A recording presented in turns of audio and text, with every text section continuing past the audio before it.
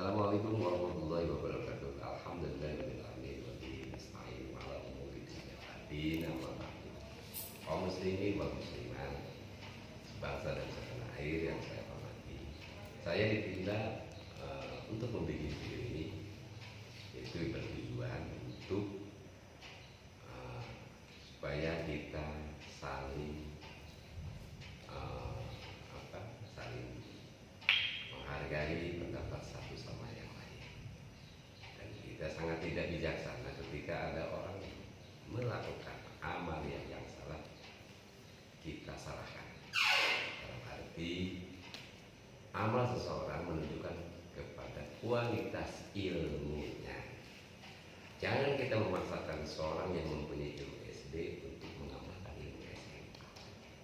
Itu kita sangat tidak bijaksana. Terkecuali kalau kita ingin mereka mengamalkan ilmu SMA, kasihlah ilmu SMA agar supaya mereka bisa mengamalkan. Jangan kita salahkan, karena menurut logikanya siapa orang yang ingin berbuat salah? Yang pertama, intinya hukum Islam tidak ada yang beda. Dari mana sih tidak ada perbedaannya? Mari kita kupas dari awal. Yang pertama, arkanuddin, salah satu rukun agama itu ada 3. Yang pertama, iman. Iman dibahasnya di ilmu tauhid. Inti dari pembahasan ilmu tauhid itu yaitu membahas sifat 20. Wajib di Allah 20, mustahil di Allah 20, wewenang di Allah 1. Jadi membahas apa itu iman yang 50. Apa fungsi ilmu tauhid? Yaitu untuk mengatur segala amal yang batin, tidak berbicara zahir. Jadi hanya mengurusi batin. Nah, rujukannya kemana? Rujukannya itu ke Imam Asy'ariyah dan Imam Maturidiyah yang disebut Ahlus Sunnah wal Jamaah. Yang disebut Ahlus Sunnah wal Jamaah itu yaitu fi'lul ikhtiyari fi'lullah.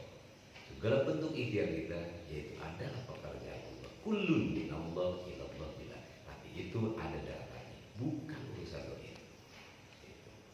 Nah, di dalam bab iman kita haram taklid. Itu hanya sebagai perbandingan. Siapapun orangnya, dalam hatinya memberi tekad segala bentuk ikhtiar kita adalah pekerjaan Allah. Itu yang disebut Ahlus Sunnah wal Jamaah. Ahlus Sunnah wal Jamaah bukan urusan zahir, tapi urusan batin.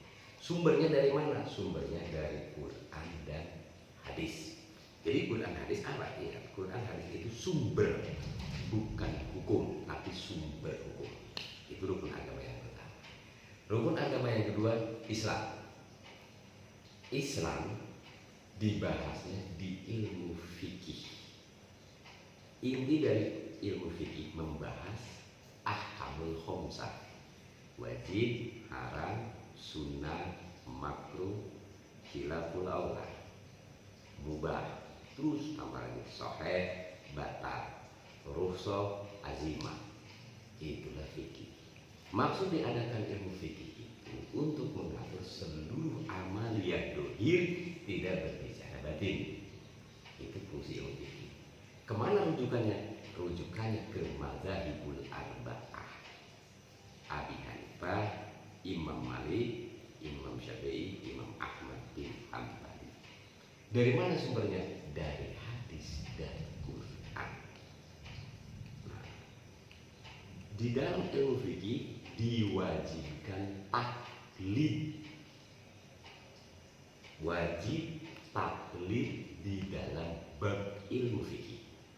Terserah mau taklid ke Abi Hanifah, mau ke Imam Malik, mau ke Imam Syafi'i, mau ke Imam Ahmad bin Hanbal. Yang penting harus satu qadiyah, dalam arti satu paket. Contoh, syarat sah sholat harus dari Imam Syafi'i. Syarat wajibnya pun syarat wajibnya harus dari Imam Syafi'i. rukun wudunya, pembatalan wudunya dari Imam Syafi'i. Rukun sholatnya, pembatalan sholatnya harus dari Imam Syafi'i. Itulah satu paket. Kalau rukun wudu dari Imam Malik, pembatalan sholat, rukun sholatnya dari Imam Syafi'i, itu hukumnya talqek, haram, tidak boleh. Itu rukun yang kedua. Yang ketiga, rukun agama adalah ihsan. Ihsan itu dibahasnya di ilmu tasawuf. Inti pembahasan tasawuf itu yaitu membahas tawadu, membahas takabur, membahas ikhlas. Nah itu adalah ilmu tasawuf. Ilmu tasawuf itu, maksud diadakan ilmu tasawuf itu yaitu perpaduan antara ilmu tauhid dengan ilmu fikih. Lainnya nanti ke fadilatul amal, keutamaan amal. Gitu. Kemana hasadnya, kemana rujukannya, yaitu ke Imam Junaid al-Baghdadi. Dari mana sumbernya? Dari hadis dan Quran. Kita lanjut kepada prosedur tata tertib hukum Islam. Yang pertama Quran, yang kedua hadis, yang ketiga ijma, yang keempat adalah kias. Yang berhak mengambil hukum ke Quran dan hadis yaitu adalah ijma alias mazhab yang empat. Pertanyaannya, kenapa mazhab hanya ada empat? Apakah ulama yang hidup di abad tersebut cuma 4 orang, cuma 4 ulama? Sedangkan ulama yang hidup di abad tersebut itu bukan 4 orang, ratusan bahkan ribuan. Tapi kenapa yang menjadi mazhab hanya 4? Dikarenakan ada persyaratan. Kalau saja tidak ada persyaratan, secara otomatis ulama yang hidup di abad tersebut semua menjadi mazhab, semua bisa ke Quran dan hadis. Nah, perlu kita ketahui bahwa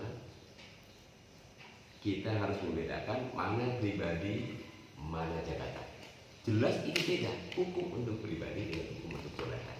Contoh, ada jabatan jahit pribadi, ada jabatan dokter. Ketika jahit membawa jabatan dokter, jangankan melihat perempuan, memegang perempuan yang bukan mahramnya pun itu diperbolehkan. Yang penting ada persyaratan, harus ada mahram. Itu jabatan. Tapi ketika pribadi, bukan tugas atas nama dokter, memegang perempuan yang bukan mahramnya, itu diharamkan. Itulah bentuk salah satu perbedaan antara hukum untuk pribadi dengan hukum untuk jabatan. Begitu juga Imam Syafi'i dengan kita, secara pribadi Imam Syafi'i Islam balik belakang. Begitu juga kita, Islam balik belakang. Tapi Imam Syafi'i mempunyai jabatan mujtahid mutlak alias madhab. Nah, jabatan kita dengan Imam Syafi'i beda, jelas beda. Nah, perlu kita ketahui bahwa jabatan itu di dalam ulama, dalam prosedur hukum Islam, pertama mujtahid mutlak, alias madhab, yaitu madhab yang 4. Yang kedua jabatan mujtahid madhab. Yang ketiga jabatan mujtahid fatwa. Yang keempat jabatan faqih. Yang kelima jabatan nakil. Yang keenam sekarang itu adalah ulama yang hidup di zaman sekarang, yaitu adalah jabatannya muqallid. Pertanyaan saya, dari mulai mujtahid mutlak sampai muqallid, apakah tidak ada persyaratan? Seluruhnya ada persyaratan. Mau menjadi mujtahid mutlak ada persyaratan, mau menjadi mujtahid madhab ada persyaratan, mau menjadi mujtahid fatwa, mau menjadi fikih faqih, mau menjadi fikih nakil, berikut fikih muqallid, semua ada persyaratan. Apa bedanya ketika ada orang ingin menjadi abdi? Salah satu persyaratannya, contoh, umurnya tidak boleh lebih daripada 23 tahun. Nah, itu salah satu persyaratan. Kalau saja tidak ada persyaratan, jelas pasti nanti kakek-kakek itu bisa jadi abdi. Begitu juga anak kecil bisa jadi abdi. Nah, ini pun sama. Apa sih persyaratan muqallid? Nah, ini yang mesti kita ketahui semua. Jangan sampai ada orang membicarakan hukum tapi tidak sesuai dengan persyaratan membicarakan hukum, memfatwakan hukum. Intinya itu, hukum tidak ada yang beda. Seluruh hukum Islam itu baik di setiap mazhab Imam Syafi'i, Imam Malik, Imam Ahmad bin Hanbal berikut Abi-Hanifah, tidak ada yang beda. Setiap satu mazhab. Kenapa saya mengatakan tidak ada yang beda? Dikarenakan yang berbeda itu bukan hukum. Contoh begini, saya tadi bilang susunan hukum itu Quran, hadis, ijma dan qiyas. Quran hadis itu yaitu Allah dan Rasul itu adalah amir. Amir itu yang merintah. Kalau ada yang merintah, mana bentuk perintah? Bentuk perintah itu yaitu adalah wajib, haram, sunnah, makruh, mubah, khilaful aula, sahih, batal, rukhsah, berikut ajmah. Itulah bentuk perintah Allah. Di mana dibahasnya? Di ilmu fikih. Ilmu fikih itu adalah bentuk perintah Allah yang sudah diketuk palu dan benar, tidak ada permasalahan sedikit. Seluruh kita bikin, ratusan bahkan ribuan kita bikin, tidak ada yang salah. Semuanya benar. Pertanyaannya, kenapa bentuk perintah Allah kok diperdebatkan?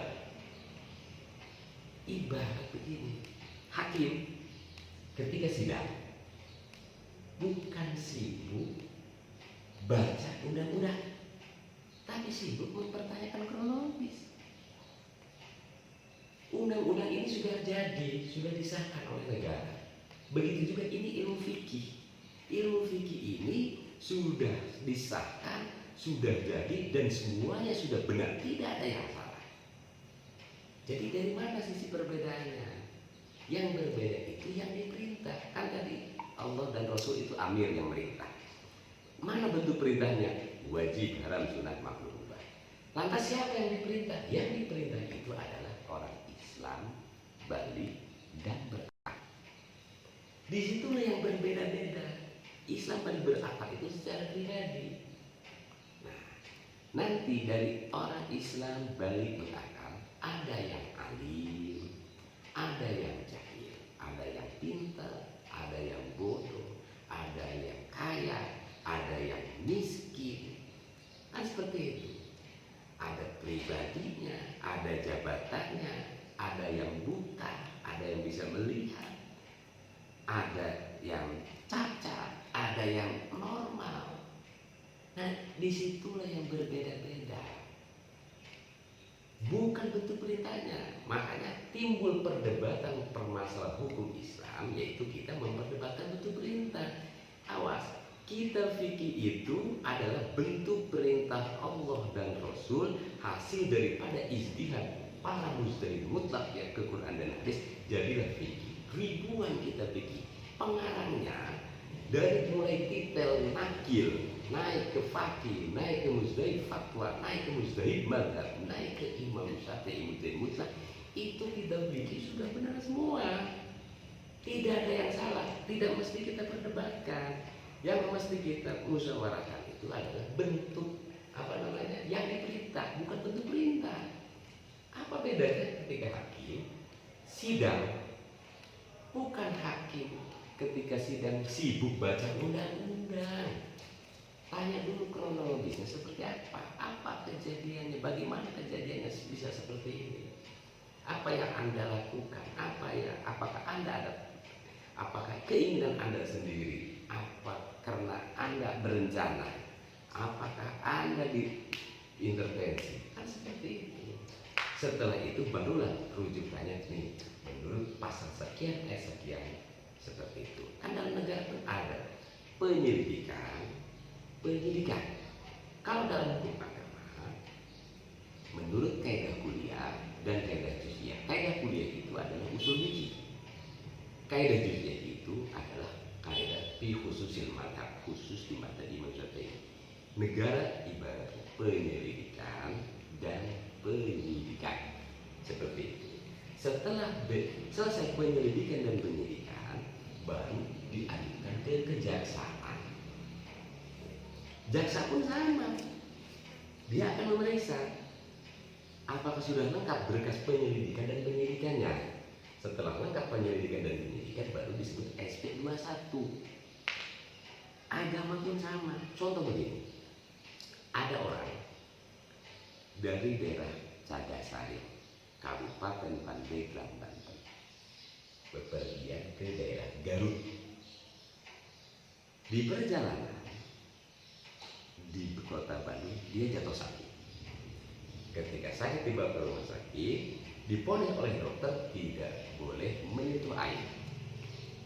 Nah, pertanyaannya, apakah boleh melakukan tayamum? Jadi begini, kalau ada air mutlak tidak diperbolehkan tayamum. Bagaimana kalau tidak ada air mutlak? Maka diperbolehkan tayamum. Itu tayamum yang timbul dari hukum azimah. Kalau ada air mutlak tidak boleh tayamum. Nah, kalau tayamum yang dari hukum rukhsah itu, kalau ada air mutlak maka diharamkan tayamum.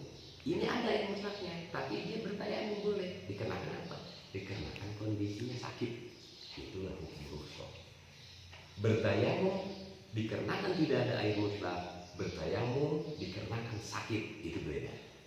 Itu menurut penyelidikan, menurut kaedah kuliahnya. Nah, penyelidikannya, awal pemberangkatan dari daerah Cagasari ke Garut, beliau bertujuannya mau apa? Apa bersilaturahim, apa mau kasar, apa mau bayar hutang. Ketika ditanya, beliau mau represi, bermaksiat, maka tidak diperbolehkan tayamum. Karena rukhsah itu menurut kaidah juz'iyah, ar-rukhsatu la tunatu bil ma'asi. Rukhsah tidak boleh diperkaitkan dengan maksiat. Maka sholat tanpa wudu, tanpa tayamum sah karena sholat, definisi sholat ini awal mu'aqqan muqtadatun bi takbir wa muqtatamatun bi taslim. Sholat diawali dengan beberapa ucapan dan pekerjaan sholat itu diawali dengan baca takbir dan diakhiri dengan salam. Beberapa ucapan dan pekerjaan diawali dengan baca takbir, diakhiri dengan salam. Itulah sholat. Jadi sholat tidak berbicara menutupi aurat, harus suci dari hadas besar dan kecil, karena itu syarat sah. Wudu ataupun tayamum itu syarat sah sholat. Itu pun kalau kita mampu mencukupi persyaratan tersebut, mampu dan ada.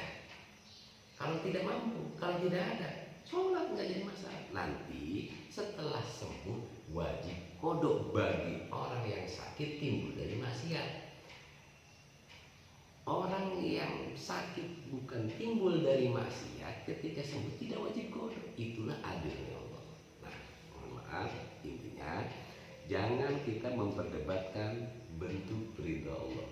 Kita bikin itu adalah dalil, bukan untuk menetapkan hukum, tapi untuk jalan ijtihad kita. Setelah apa? Setelah menyelidiki, penyelidikan dan penyidikan. Setelah menerapkan kaidah kuliah dan kaidah juz'iyah. Kan seperti itu. Contoh, ada orang yang bertanya, saya dipaksa untuk menceraikan istri saya. Apakah sah tolaknya ketika saya menceraikan? Itu mesti kita selidiki. Yang memaksa siapa? Bentuk paksaannya seperti apa? Dan Anda yang dipaksanya bagaimana? Kan harus seperti itu.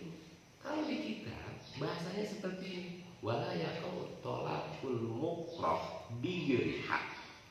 Tidak jatuh tolaknya ketika dipaksa, tapi harus kita meneliti dulu bentuk paksaannya sebatas apa.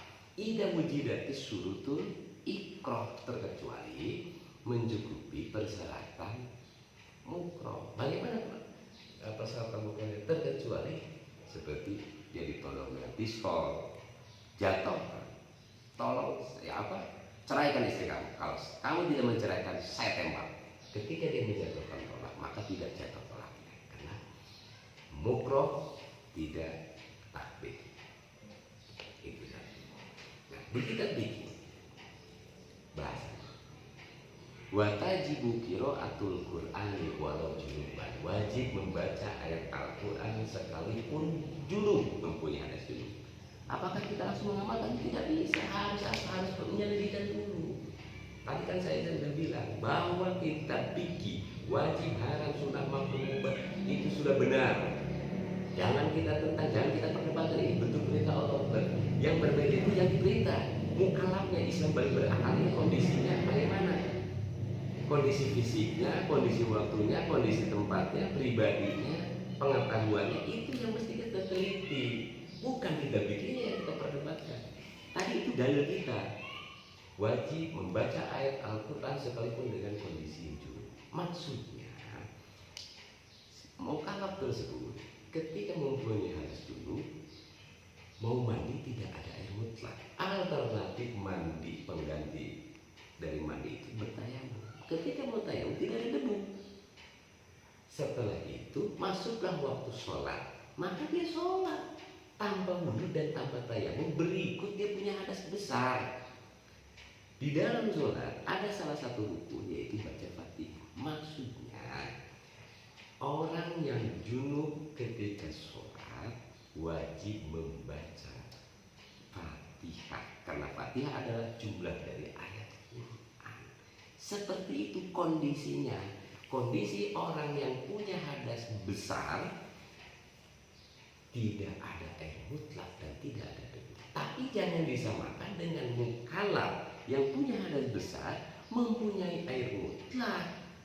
Kalau kondisi mukallaf punya hadas besar lantas dia tidak mandi langsung sholat, batal, tidak bisa. Jangan disamakan antara mukallaf Islam balik berakal yang tidak punya air mutlak dan Islam balik berakal yang mempunyai air mutlak. Itu jangan disamakan. Yang berbeda itu kondisional dan situasional, bukan hukumnya.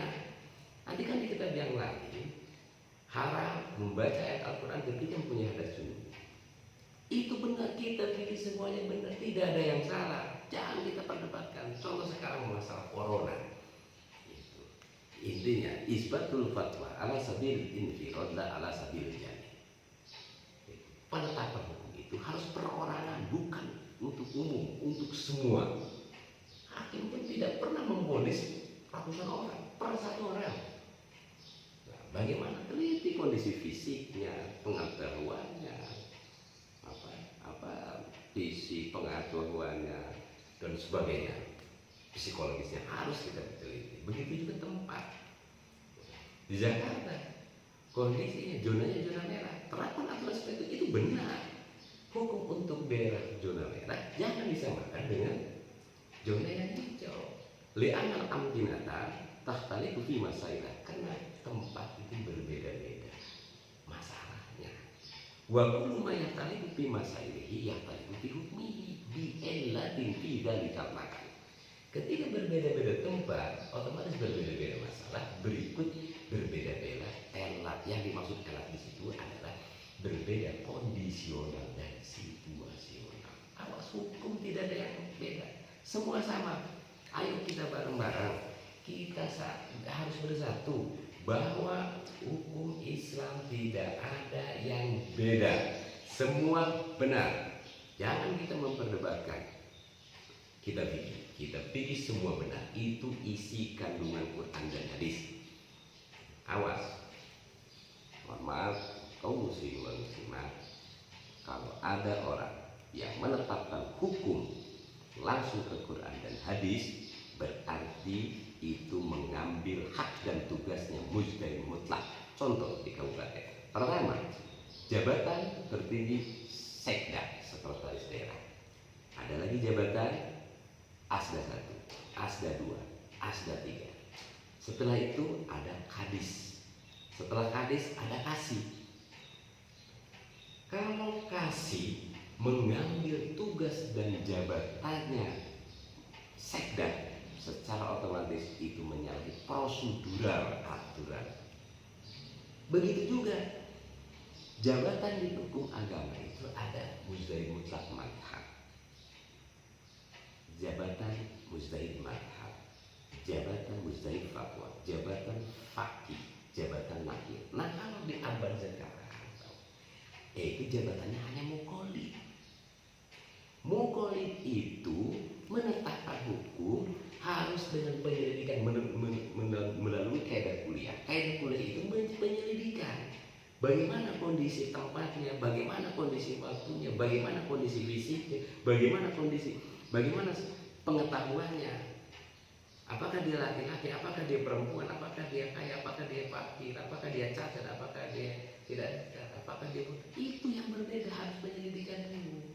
Setelah itu baru penyidikan kaidah judiahnya. Kan begitu, hukum itu seperti itu. Itulah tugas muqallid yang sekarang. Bukan muqallid langsung ke Quran dan hadis. Apa bedanya kasih mengambil tugas sekda? Kalau muqallid berbicara Quran hadis berarti muqallid mengambil tugas mujtahid mutlak alias madhab. Nah makanya menjadi muqallid pun ada persyaratan. Yang pertama harus menguasai kaidah kuliah, yaitu usul fikih. Yang kedua kaidah judiah, yaitu kaidah fiqh khususil madhab. Yang ketiga mustalah fikih, aturan fatwa di persahabatan. Yang keempat adalah tabaqat kubra. Itulah persyaratan menjadi muqallid. Kalau saja tidak ada persyaratan menjadi muqallid, nanti banyak orang yang hanya semena-mena, hanya membicarakan hukum. Dengan hanya membeli kitab terjemah lalu dihafal, dia bisa membicarakan hukum. Kan begitu. Apa bedanya jadi hakim? Dia hanya beli kitab kuhab lalu dihafal, dia jadi hakim. Itu bisa bahaya tanpa melalui sekolah, tanpa melalui tes prototes, tes layak uji dulu. Ini pun sama. Ketika kiai ataupun siapapun yang memfatwakan hukum itu harus melalui tes layak uji. Apakah dia berhak membicarakan hukum? Apakah dia mempunyai persyaratan menjadi muqallid? Nah, kalau membicarakan hukum tidak mengetahui alat 4 tersebut, apa bedanya menjadi abri dia tanpa persyaratan? Umurnya 50 dia jadi abri. Kenapa? Dia tidak tahu persyaratannya. Yang ada hancur. Begitu juga kita kalau membicarakan hukum agama tanpa ada persyaratan, apa bedanya kita dengan hanya membeli terjemahan lalu kita bisa membicarakan hukum, tapi ini bisa menghancurkan aturan hukum Islam. Begitu. Jadi awas, harus tahu mana ustaz, mana kiai yang layak dipertanyakan hukum.